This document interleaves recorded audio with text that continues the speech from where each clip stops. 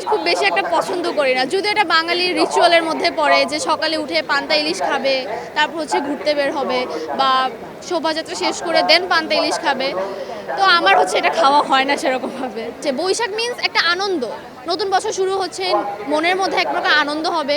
এখন এটা যে যেভাবে হচ্ছে পালন করতে চায়, কেউ যদি পান্তা ইলিশ খেয়ে যদি মনে করে যে না আমার ভালো লাগছে, তাহলে সেটা তার চয়েস অবশ্যই। শাড়িটা আমাদের বাঙালিদের একেবারে প্রধান পোশাক যদি আমরা বলা হয়, সেটা হচ্ছে শাড়ি।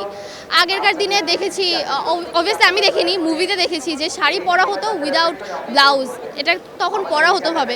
তো আস্তে আস্তে সেটাকে সভ্য বানিয়ে আমরা হচ্ছে শাড়িটাকে ডিফারেন্টভাবে শাড়ি পরে থাকি। তো বাঙালি কালচারে সে সময় বাংলা শাড়ি পরা হতো, সেই শাড়িটাকে বলা হতো বাংলা শাড়ি। তো হচ্ছে আমরা ওই শাড়িটাকে ডিফারেন্টভাবে ইনভেন্ট করে, কেউ এক প্যাচে শাড়ি পরছে, কেউ বাঙালি স্টাইলে পরছে, কেউ বা কুচি দিয়ে পরছে। এটা অ্যাকচুয়ালি যার যেভাবে ইচ্ছা হচ্ছে সেভাবে পরছে। আয়োজন খুবই ভালো লাগছে, খুবই অর্গানাইজড ওয়েতে হচ্ছে। ক্রাউড তো থাকবে, ডেফিনেটলি ক্রাউড থাকবে, বাট ক্রাউডটা লাইক প্রপারলি আছে, মানে না অতি বেশি না অতি কম, মানে একদম পারফেক্ট।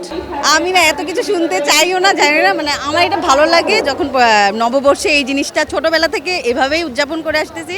সো এটাই করে যাব, কে কি বলতেছে সেটা আসলে আমার জন্য ম্যাটার করে না। না, আমি তো চর্চা করি, আমি খুবই খুবই খুবই অনেক বেশি শাড়ি পরতে পছন্দ করি, অ্যান্ড আমি পরি। অফিসেও দেখা যায় আমি উইকে একদিন হঠাৎ করে শাড়ি পরে চলে যাই। সো আমার জন্য আসলে এটা ডিফারেন্ট। মানে আমি অন্য কোনো উৎসবে আমার পরিকল্পনা থাকুক না থাকুক, মানে বৈশাখে নববর্ষে অবশ্যই থাকবে, এটা আমার জন্য ম্যান্ডেটরি। মানে আমি মনে হয় বছরে একবার বা দুইবার এরকম হয় যখন 5টা বাজে উঠে রেডি হই। সো আজকেও সেম ডে, সকাল থেকে উঠে রেডি হয়ে এখানে চলে আসছি, সবার সাথে একসাথে নববর্ষ উদযাপন করব এই আশায়।